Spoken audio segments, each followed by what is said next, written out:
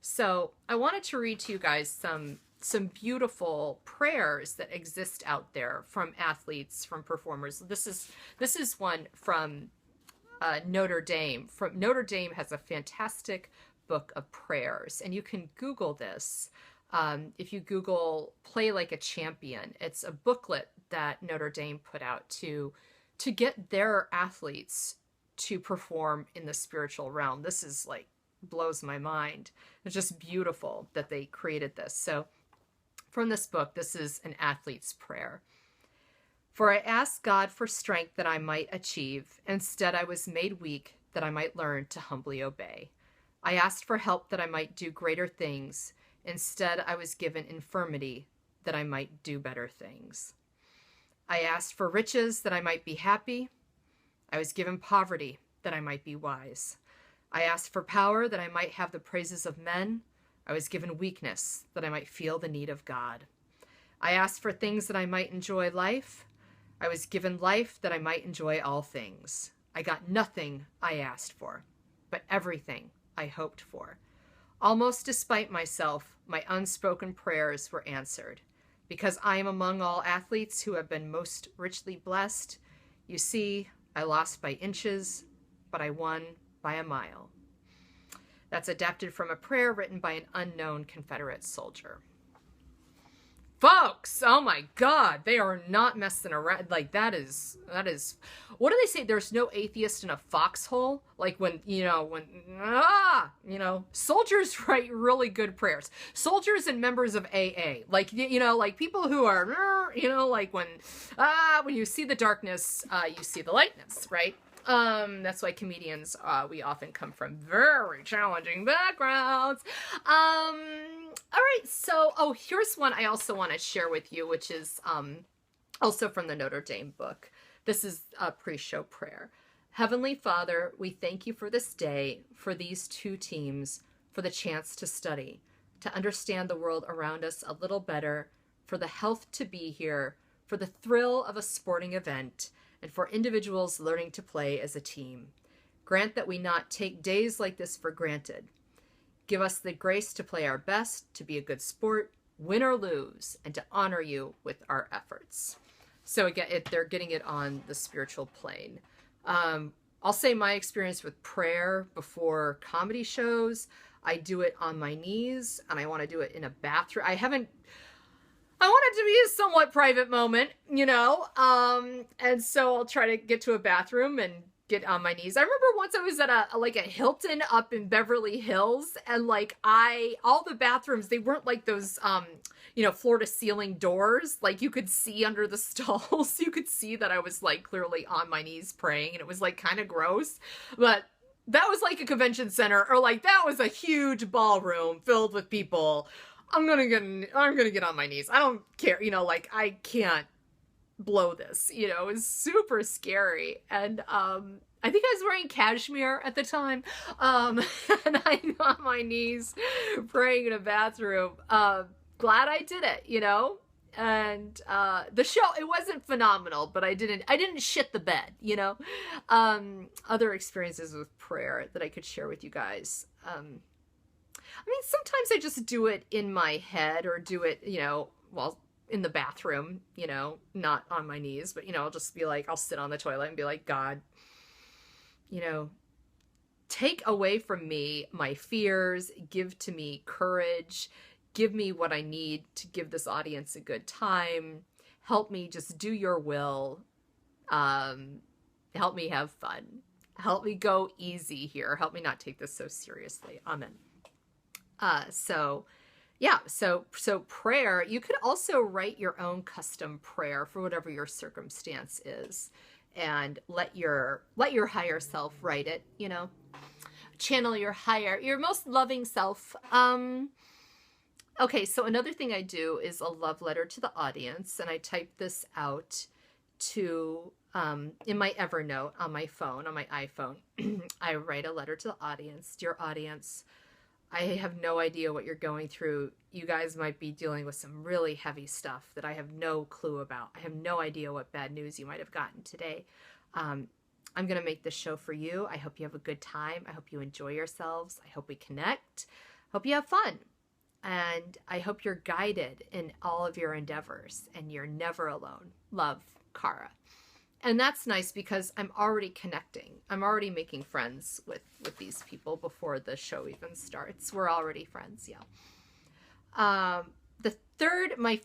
This is the fourth confidence tool is mirror work. It's developed by, I think Louise Hay is a big promoter of this. She might not have been the inventor of this, but you look into the mirror and you tell yourself that you love yourself. You tell yourself that you like yourself. You tell yourself that you love yourself unconditionally. So I look in the mirror and I say, Kara, I love you. And I love you unconditionally. I will always love you. I will not abandon you. I think you're a lot of fun. I think you're a cool girl. I think you have a lot of skills and talents. And yeah, I hope you have fun. I love you. I love being you. You know, like you can get really... Oh, this one's deep. You can also forgive yourself for everything you've ever done. You know, I don't know. Like, well, I'm trying to think what I need to forgive myself for today. I had coffee today. Like, Kara, I forgive you for having a giant cappuccino. Then you had to drink a bunch of water to get the caffeine out of your system. I forgive you. I forgive you for being addicted to caffeine.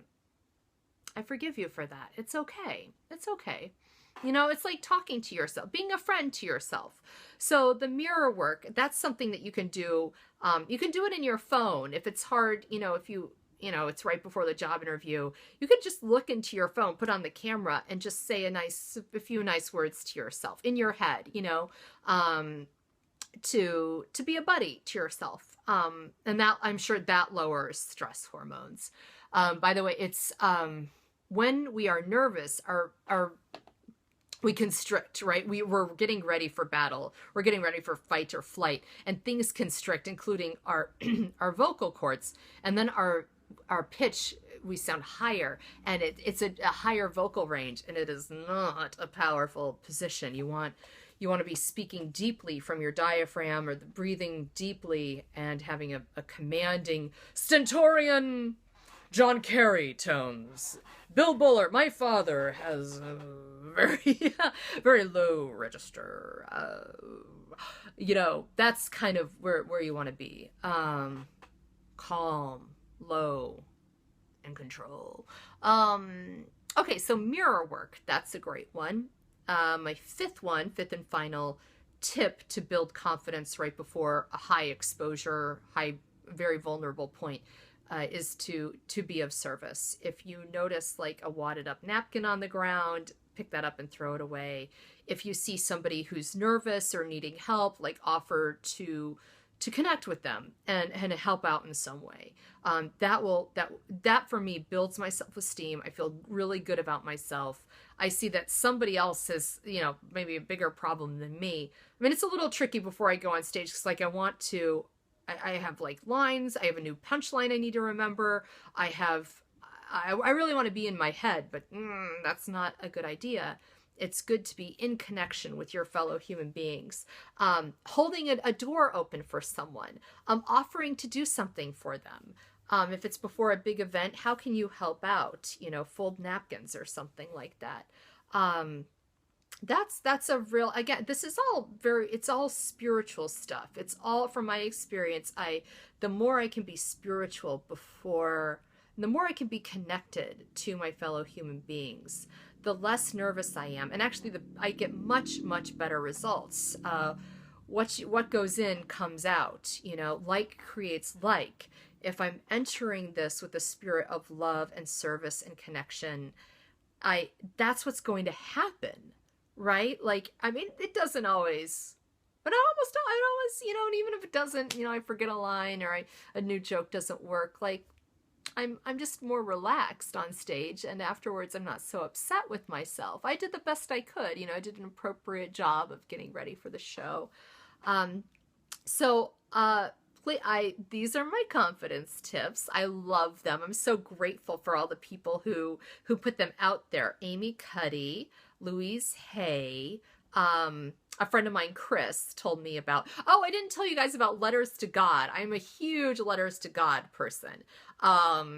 So I'll type out like, "Dear God, I am not ready for this show. I'm so mad at myself that I said I would do the show. I'm in way over my head. I'm so scared." And then I let God type a response through me. I channel my higher self, and God is like, "Dear Cara, I know, kiddo. I know, kiddo. You're scared. I hear you. It's scary. Maybe can you ask them to shave 5 minutes off your set? Like, can you ask to go, can you ask not to be headliner? Can you, in my fear, I come up with really bad ideas and I lock down, right? That's what we do when we are in fear. We like close in. I get very inflexible, but when I actually, it goes much better if I stay flexible, and the letters to God help me have like new ideas, fresh ideas, really good creative solutions. Or I'll ask for help. I'll ask other people. I'll share with people like, look, I'm not really prepared for the show. I had a really rough week at work and I'm super stressed out, and I'm wondering if we have any room for flexibility here. And people are usually like, yeah. And it's just in my head that I'm so rigid with myself. So I think, I'm grateful to my friend Chris. I'm grateful for my ex-boyfriend was really good with like, listening to his little kid, like the little boy inside him. And like, we all have an inner child. And so you can listen to your inner child and hear what she has to say or he has to say.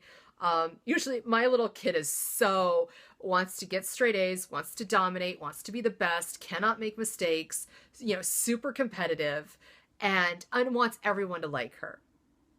Like, okay, kiddo, oh, honey, she's got a lot of fear. And so I let her talk to me about this. And the adult Cara is like, I know, sweetie. I hear you, sweetie. I know. You want everyone to like you, but they might not. Do you like you, So dialoguing with your inner child is fabulous to lower fear. Who else do I want to thank for this stuff? Well, I've had a lot of angels in my life. So anyway, I thank the angels who have shared with me their confidence tips. So I hope you guys have fun out there. Maybe implement some of these: the power posing, mirror work, be of service, letters, prayer. Maybe share with me. You can post, your own prayers that you've used. Because I think we have a confidence crisis in America. I think we have a shame. I mean, there's been a lot of talk about this lately, that shame is just a fucking killer. It's literally a killer. It literally kills people. And the opposite of shame I think confidence, faith and forgiveness and gentleness, like all of this stuff is where the good stuff happens, So anyway, I would love to see your confidence tips. All right. Thanks, guys.